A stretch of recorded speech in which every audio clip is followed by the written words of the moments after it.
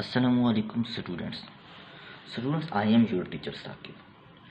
Students, आज जो हम इस वीडियो के अंदर सीखने जा रहे हैं वो है, हमारे पास एक चैप्टर है. ये मैंने D2 सिलेबस ली है, जिसको ओ लेवल का सिलेबस कहते हैं. That is averages of statistical data. Means के आपने किसी भी डेटा से उसका एवरेज कैसे निकालना है, उसकी मीन वैल्यू कैसे निकालनी है. तो स्टूडेंट, सबसे पहले हम मूव करते हैं कि हमारे पास डेटा कितनी किस्म का होता है, क्योंकि जब हमें ये पता चल जाएगा कि डेटा कितनी किस्म का होता है तो हमारे लिए वैल्यूज़ कैलकुलेट करना आसान हो जाएंगी. इससे पहले स्टूडेंट्स, अगर आप इस चैनल पे न्यू हैं तो लाजमी सब्सक्राइब कीजिएगा, ताकि आपको जो अपकमिंग वीडियोज़ हैं वो आपको मिलती रहें. तो स्टूडेंट्स, बात मैं कर रहा था कि डेटा दो किस्म का होता है. एक होता है स्टूडेंट्स डेटा हमारे पास अनग्रुप्ड डेटा, और दूसरी की बात करें तो वो स्टूडेंट्स मेरे पास होता है ग्रुप्ड डेटा. ठीक है. अब अनग्रुप्ड डेटा का मीन जब कैलकुलेट किया जाता है तो उसके लिए हम एक डिफरेंट फार्मूला यूज़ करते हैं, और that is x bar is equal to summation of x divided by n. अच्छा, इसके अंदर अब मेरे पास समीशन ऑफ x क्या है. देखिए, अनग्रुप डेटा की बात करें तो आपके पास से कोई सा भी अनयूजुअल डेटा आपको दिया जाता है. फॉर एग्जांपल, अनग्रुप डेटा की एग्जांपल हम लेते हैं छोटी सी. आपको कहा जाता है कि आपकी कुछ वैल्यूज़ हैं. लेट्स अज्यूम दैट 7 है, 9 है, 10 है, 11 है. इन सब का आपको कहा जाता है कि आपने क्या निकालना है, मीन निकालना है. ये बेसिकली आपके पास अनग्रुप डेटा दिया गया. ठीक होगी बात. तो अगर आपको मीन कैलकुलेट करना हो तो सबसे पहले आपने इसका समीशन ऑफ एक्स मीन्स के इन सब वैल्यूज़ को आपने क्या कर लेना है, ऐड कर लेना है. क्या करना है, ऐड करना है. जब आप इनको वैल्यूज़ को ऐड करते हैं, मीन्स 7 + 9, 10 और 11, 7 की बात करते हैं, 9, 10 और 11 की बात करते हैं, तो आपके पास कुछ आंसर पड़ जाता है 37. ये चीज़ आपके पास निकल चुकी है. उसके बाद आपने कैलकुलेट करना है n. n means stand for कि टोटल नंबर ऑफ वैल्यूज़ कितनी है आपके पास. यहाँ पे अगर बात की जाए, n की बात की जाए, तो n stand for total number of values. Total number of values भी कह सकते हैं. अगर आप ऑब्जर्वेशंस कर रहे हैं तो टोटल नंबर ऑफ ऑब्जर्वेशंस के ऊपर बात कर लेते हैं. ठीक होगी बात. जो भी चीज़ है तो उसको आप क्या करते हैं, जब अब मीन निकालना है अब आपने इसी का, तो मीन निकालने के लिए, अच्छा, यहाँ पे अगर क्वेश्चन की बात की जाए तो आपके पास n जो है 1 2 3 4, n कितना आपके पास आ चुका है, 4 आ चुका है. तो मीन कैलकुलेट करने के लिए आपने सिंपल फार्मूला पुट करना है, that is summation of x divided by n. This will be equal to 37 divided by 4, और आई थिंक सो आंसर जो आपके पास पड़ रहा है वो पड़ रहा है 9.25. ये स्टूडेंट्स हमारे पास है एक अनग्रुप डेटा का मीन निकालने का तरीका. जब स्टूडेंट्स हम मूव करते हैं ग्रुप डेटा के अंदर एक बार याद रखिएगा कि एक तो आपके पास डेटा ग्रुप फॉर्म में होगा. ठीक है. डेटा जो होता है वो ग्रुप फॉर्म में होता है, और उसके साथ आपके पास ग्रुप डेटा फॉर्म जो होता है उसके अंदर आपको हमेशा क्लास बाउंड्रीज दी जाती हैं. ठीक है. जब आपसे कहा जाता है कि आप ग्रुप डेटा का मीन निकालें तो उसका फार्मूला जो है वो चेंज हो जाता है, that is summation of fx divided by summation of f. ये मैंने सिर्फ फार्मूला यहाँ पे लिखा है. इसी वीडियो के अंदर हम एक क्वेश्चन करेंगे ग्रुप डेटा के ऊपर, एक कंप्रीहेंसिव क्वेश्चन करने जा रहे हैं इसके बाद. अच्छा, अब इसके बाद हम स्टूडेंट ऐसा करते हैं कि हम 1-2 एग्जांपल्स लेते हैं जिसके अंदर हम अनग्रुप डेटा को भी यूज़ करते हैं मीन निकालने के लिए, और उसके बाद हम ग्रुप डेटा को भी यूज़ करते हैं. फिर हम किसी रिजल्ट पे आएंगे कि हमें कितनी समझ आई. स्टूडेंट यहाँ पे मैंने आपके सामने एक एग्जांपल लिखी है, that example is example number 4 है आपके पास इसी T2 बुक के अंदर। मेरे पास डेटा है, कोई वीकली सैलरीज हैं जिसको मैंने 1000, 1100, 1200 है, 2100 and 2500 and number of employees आपको दिए गए हैं। तो स्टूडेंट्स जो आपकी रिक्वायरमेंट है, रिक्वायरमेंट नंबर 1 के अंदर जो उसने कहा है आपको, वो आपको उसने ये कहा है कि आप ये बताएं कि टोटल नंबर ऑफ एम्प्लॉइज कितने हैं। क्या उसने कहा है कि आपने क्या फाइंड करना है, total number of employees find करें।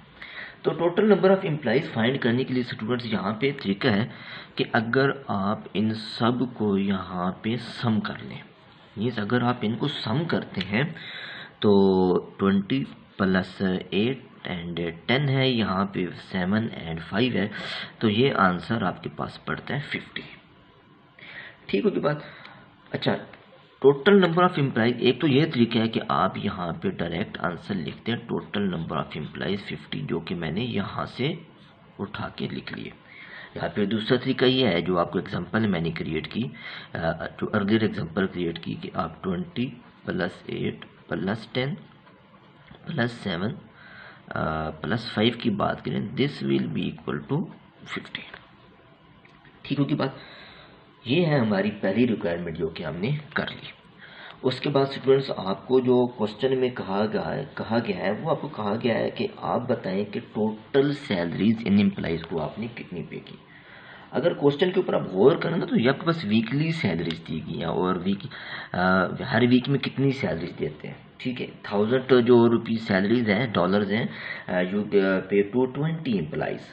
अगर आपको कहा जाए कि आपने टोटल सैलरीज कितनी आपने दी है, ठीक है, तो आप क्या करेंगे कि आपने, अगर इसको कॉलम नंबर 1 कह देते हैं, इसको हम कॉलम नंबर 2 कहते हैं, कॉलम नंबर 1 को कॉलम नंबर 2 के साथ आपने क्या कर देना है, मल्टीप्लाई कराना है। मीन्स कि आपने 1000 को मल्टीप्लाई करना है 20 से, that will be equal to 20,000 and आपके पास आ जाएगा 1100 multiply by 8, this is equal to 8800। उसके बाद बात की जाए तो आपके पास 1200 मल्टीप्लाई बाई 10 बनना है, that will be equal to 12,000 और आपके पास है 2100। मैं इन सबको आपस में मल्टीप्लाई कराता जा रहा हूँ। ठीक होगी बात। तो इसकी बात करें तो ये 14700 बन रहा है और 2500 को मल्टीप्लाई करें तो 5 से, तो ये आपके पास बन रहा है 12500। ठीक होगी बात। अच्छा, अब आपने क्या निकालना है कि आपकी जो रिक्वायरमेंट है, रिक्वायरमेंट में उसने आपसे कहा हुआ है कि टोटल वीकली सैलरीज बताएं।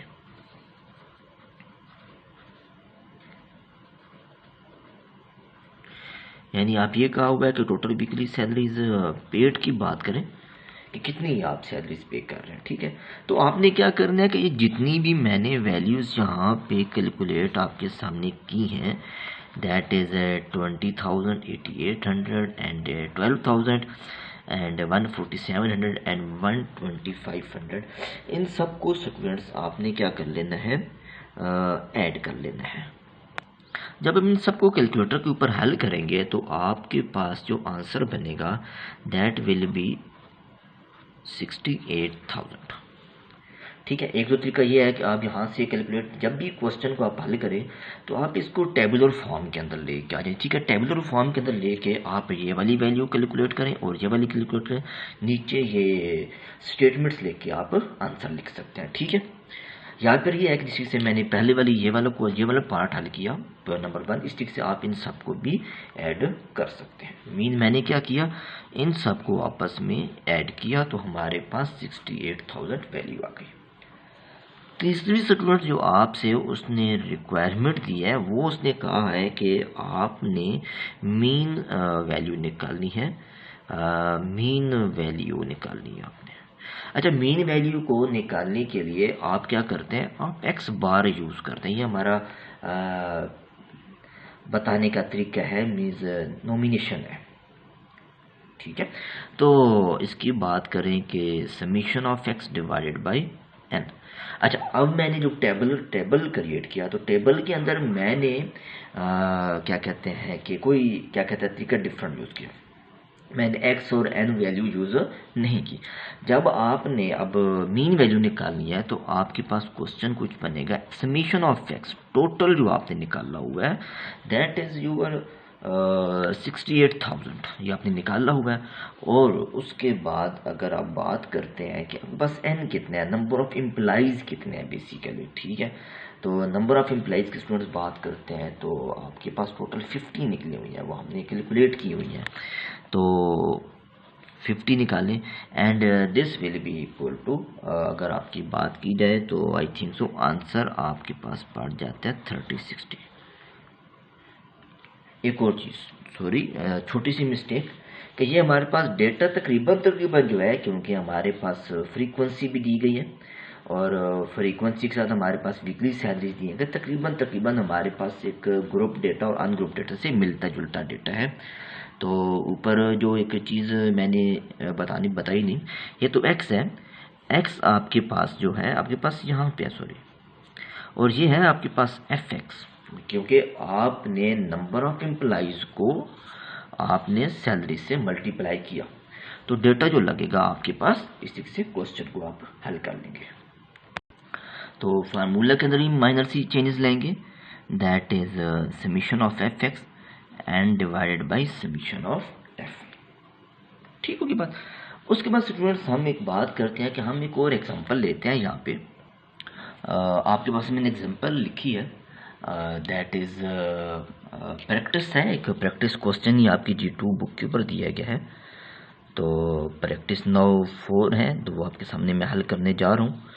दैट इज सिमिलर टू जो प्रीवियस हमने एग्जांपल की, सेम है। ठीक है बात। इसके अंदर आपके पास कुछ डेटा दिया गया है, दैट इज़ अमाउंट स्पेंड का दिया गया है और नंबर ऑफ विजिटर्स दिए गए। आपको जो बुक के अंदर आपके पास डेटा है वो हॉरिजॉन्टल फॉर्म में है, मैंने इसको वर्टिकल कॉलम फॉर्म के अंदर मैंने इसको लिख लिया। तो स्टूडेंट्स आप क्या करने जा रहे हैं, सेम वही टेक्निक्स यूज़ करने जा रहे हैं जो प्रीवियस क्वेश्चन के अंदर हमने यूज़ की। मैंने आपको कहा कि ये कॉलम नंबर 1 है, that is column number 2। Column number 1 को आपने कॉलम नंबर 2 से मल्टीप्लाई कराना है। हालांकि उससे भी पहले आपके अगर देखा जाए तो आपको रिक्वायरमेंट नंबर जो 1 है उसको फॉलो कर लेते हैं हम जल्दी से। रिक्वायरमेंट नंबर 1 के अंदर उसने हमसे पूछा हुआ है कि आपने टोटल नंबर ऑफ विजिटर्स आप कैसे कैलकुलेट करेंगे। ठीक होगी बात। जब टोटल नंबर ऑफ विजिटर्स की स्टूडेंट्स बात की जाए तो जिस तरीके से हमने प्रीवियस एग्जांपल के अंदर हमने वैल्यूज़ कैलकुलेट किए हैं, हमने ये कहा था कि 12 के अंदर 32 ऐड करें। ये सब वैल्यूज़ को आपने क्या कर लेना है, ऐड कर लेना है। जब आप ऐड करेंगे स्टूडेंट्स तो आपके पास आंसर जो है दैट इज़ अबाउट 200 विजिटर्स। तो यहीं से आप आंसर को आप यहाँ पे स्टेटमेंट लिखकर आप आंसर लिख सकते हैं कि आपके पास विजिटर्स कितने हुए, टोटल 200 मीन्स मैंने 12 के अंदर 32 को ऐड किया, 54, 68, 18 एंड 16 मैंने सबको ऐड किया, तो हमारे पास क्या निकला, टोटल नंबर ऑफ विजिटर्स निकले। दूसरी जो रिक्वायरमेंट स्टूडेंट्स हमें उसने कही है बुक वाले ने, वो हमें ये कहा है कि रिक्वायरमेंट नंबर 2 की बात करते हैं तो कहा हुआ है कि आपने जितने विजिटर्स आए इनको अपने अमाउंट दी, तो इन सब के ऊपर आपने टोटल जो मनी है वो कितनी आपने स्पेंड की हुई है। तो हमने प्रीवियस क्वेश्चन की तरह हमने कैलकुलेट करना है कि नंबर ऑफ विजिटर्स को हमने अमाउंट सब जो है स्पेंड है हमने मल्टीप्लाई करना शुरू कर देना है। मीन्स 40 मल्टीप्लाई बाय 12 करेंगे तो आंसर आपके पास पड़ जाएगा 480। जब हम 60 को मल्टीप्लाई करेंगे 32 से तो ये बनेगा 1920। और आफ्टर दैट आप 80 को जब 54 से मल्टीप्लाई करा देंगे दैट विल बी 4320। उसके बाद आप 100 को मल्टीप्लाई कराएंगे 68 से, दैट विल बी 6800 एंड 160 को मल्टीप्लाई करा देंगे 18 से, आंसर विल बी 2880 एंड 200 को मल्टीप्लाई कराएंगे 1600 से, तो this will be equal to 3200। तो प्रीवियस एग्जांपल में जैसे आपको मैंने कहा कि आपने निकालनी है टोटल मनी स्पेंड, तो आपने क्या करना है, इन सब वैल्यूज़ को कैलकुलेट कर लेना है, मीन्स इनको ऐड कर लेना है। जब हम सब वैल्यूज़ को स्टूडेंट्स ऐड करेंगे तो आपके पास आंसर आएगा 19,600। ठीक होगी बात। तो आप यहाँ पे जो आपके पास अमाउंट बनी टोटल मनी स्पेंड की, आप इसी आंसर को यहाँ पे लिखेंगे, दैट इज़ $19,600, क्योंकि हम क्वेश्चन डॉलर्स में कर रहे हैं तो हम डॉलर्स के अंदर ही हम सिंबल साथ यूज़ करेंगे। तीसरी चीज़ स्टूडेंट्स जो आपसे रिक्वायर्ड की गई है वो कहा गया है कि आप मीन वैल्यू ऑफ मनी निकालें। रिक्वायरमेंट नंबर 3 है इसकी, वो है आपके पास कि आपने मीन वैल्यू निकालनी है किसकी, ऑफ मनी। तो स्टूडेंट्स वही हमारे पास फार्मूला है, तो उसके मुताबिक हमारे पास 19,600 को टोटल मनी को हम टोटल नंबर ऑफ विजिटर्स पे डिवाइड करेंगे तो हमारे पास जो आंसर पड़ेगा, I think so that is about $98, क्योंकि हम क्वेश्चन जो है वो डॉलर्स में कर रहे हैं।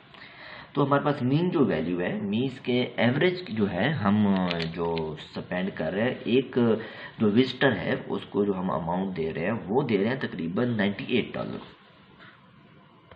तो ये स्टूडेंट्स हमारे पास तरीका है कि हमने कैसे क्वेश्चन को हल करना है। ठीक है, उसके बाद हम एक काम करते हैं कि हम एक और एग्जांपल के ऊपर चलते हैं, that is about group data, और बहुत कंप्रीहेंसिव एग्जांपल है जिसको मैं एलिब्रेट करने की कोशिश करता हूँ कि आपकी चीज़ें क्लियर हो जाएं। स्टूडेंट्स मैंने आपके सामने एक एग्जांपल लिखी है, that example is example number 6। ठीक होगी बात। तो हमारे पास ये ग्रुप डेटा दिया गया जिसके अंदर टाइम टेकन जो है वो आई थिंक सो मिनट्स में है, तो हम मिनट्स के अंदर लिख लेते हैं। हमारे पास क्लास बाउंड्रीज दी गई हैं, मीन्स के अगर देखा जाए तो टाइम जो लिया जा रहा है वो, अगर इसका मतलब देखा जाए तो ये 15 से 20 के दरमियान की बात हो रही है। ठीक है, 15 से 20 के दरमियान, मीन्स 16, 17, 18, 19, ये जो टाइम है ये फ्रीक्वेंसी है इसकी 5 है।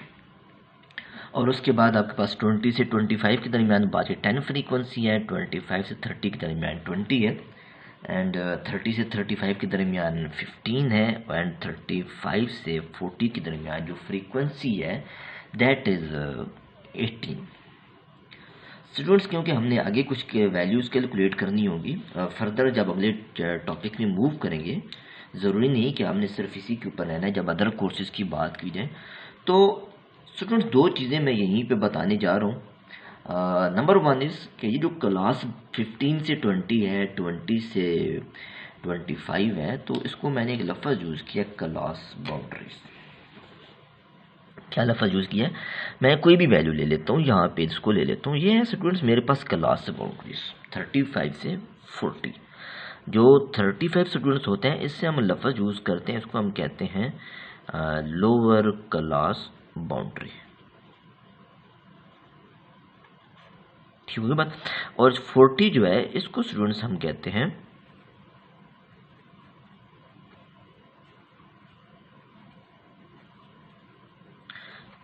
Upper class boundaries.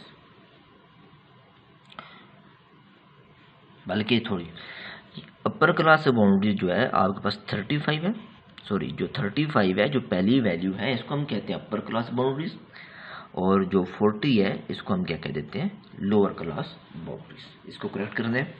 ठीक है, तो स्टूडेंट्स अब हमने निकालनी क्या चीज़ें हैं इसमें से। हमारी रिक्वायरमेंट जो है, हमें जो बुक के ऊपर कहा गया है वो हमारी रिक्वायरमेंट है कि हमने इससे मीन वैल्यू निकालनी है। ठीक है, तो मीन वैल्यू निकालनी है, तो हमारे पास ग्रुप डेटा है। ठीक है, तो इसके लिए मीन वैल्यू निकालने का जो फार्मूला होता है that is summation of f x divided by summation of F. सबसे पहले तो हम एक काम करना है कि हमें एफ एक्स निकालना है, फ्रीक्वेंसी हमें दी गई है, तो अगर हम बात करते हैं फ्रीक्वेंसी की, मीन्स आपके पास 5 है, 10 है, 20 है, 15, 18 है, तो फ्रीक्वेंसी स्टूडेंट्स हमें दिए गए। अगर इन सबको हम ऐड किया जाए इन वैल्यूज़ को, तो इनका जो आंसर 5 + 10 15, और इसकी बात की जाए तो आंसर स्टूडेंट्स आपके पास पड़ जाता है 68। ये है हमारे पास समीशन एफ। आगे अब हमने निकालना है, हमारे तो आपके ज़हन में क्वेश्चन आ रहा होगा कि एक्स की वैल्यू कैसे आपने कैलकुलेट करनी है, कि आप कैसे कैलकुलेट करेंगे। तो इसके लिए हम कुछ तरीका परफॉर्म करते हैं, सम डिफरेंट। तो अगर आपसे एक्स की वैल्यू कैलकुलेट करने का कहा जाए तो क्या करना है, आपने जो अपर क्रॉस बाउंड्रीज है और लोअर क्रॉस बाउंड्रीज है 15 है प्लस 20 है, इन दोनों को ऐड करके डिवाइडेड बाई 2 कर देना है। इसी से दूसरे की बात करें तो दूसरे के अंदर भी आपने 20 + 25 डिवाइडेड बाई 2 कर लेना है। और अगले की बात की जाए तो 25 के अंदर 30 ऐड करना है, डिवाइडेड बाई 2 कर लेना है। एंड 30 के अंदर फिर आपने 35 को ऐड करना है, डिवाइडेड बाई 2 कर लेना है। एंड 35 के अंदर 40 को ऐड करना है, डिवाइडेड बाई 2 कर लेना है। इन सब को अगर स्टूडेंट्स हल किया जाए तो हमारे पास जो आंसर आ जाता है, जहाँ पे 17.5 बनता है, और यहाँ पे 22.5 बनते हैं, जहाँ पे 27.5, और यहाँ की बात की जाए तो 32.5 है, और यहाँ की बात की जाए तो 37.5 बनती है। ठीक होगी बात। ये है हमारे पास एक्स की वैल्यू। जो चीज़ हमें रिक्वायर्ड है वो summation of f x, means टू से कि आपने यहाँ पे एफ एक्स की वैल्यू निकाल दी है।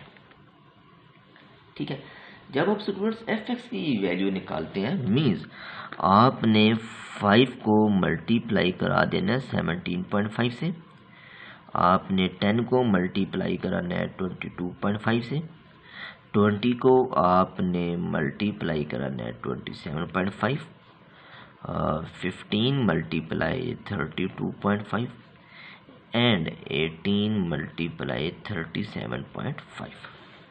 तो अगर आप इनको हल करते हैं तो पहला जो आपके पास पड़ जाता है 87.5 बनता है आपके पास। इसकी बात करें तो आपके पास मल्टीप्लाई करें तो 225 बनता है। जब आप तीसरे को मल्टीप्लाई कराते हैं तो 550 पड़ता है, चौथे को मल्टीप्लाई कराते हैं तो 487.5 पड़ता है, और जो आप मल्टीप्लाई कराते हैं 18 को 37.5 से तो आपके पास पड़ जाता है 675। तो जैसे आपको मैं अर्ली एग्जांपल में बताता आ रहा हूँ कि अब इन सबको समीशन ऑफ एफ एक्स है, आपने कैलकुलेट करना है। तो जितनी एफ एक्स की वैल्यूज़ हैं इन सब को आपने क्या कर लेना है, ऐड कर लेना है। जब आप स्टूडेंट्स इनको ऐड करेंगे तो आंसर आपके पास आएगा 2025। ठीक होगी बात। यहाँ से आपने अब सिंपल फार्मूला के अंदर पुटिंग कर लेनी है, मीन्स आपको समीशन एफ एक्स दिया गया that is 2025 divided by summation F की बात करें तो 68 आपके पास आंसर है। इन दोनों को जब आप डिवाइड करते हैं तो आंसर स्टूडेंट्स आपके पास आ जाता है, नियरली जो आंसर है वो पड़ जाता है 30। तो यहाँ पे आके स्टूडेंट्स आज की जो वीडियो है इसको हम ख़त्म करते हैं। होप्स हो कि आपको अच्छी तरह समझ आ गई होगी। अगेन कहूँगा कि आपने चैनल को लाजमी सब्सक्राइब करना है ताकि जो आपको अपकमिंग वीडियोज़ हैं वो आपको मिलती रहे। Thank you so much.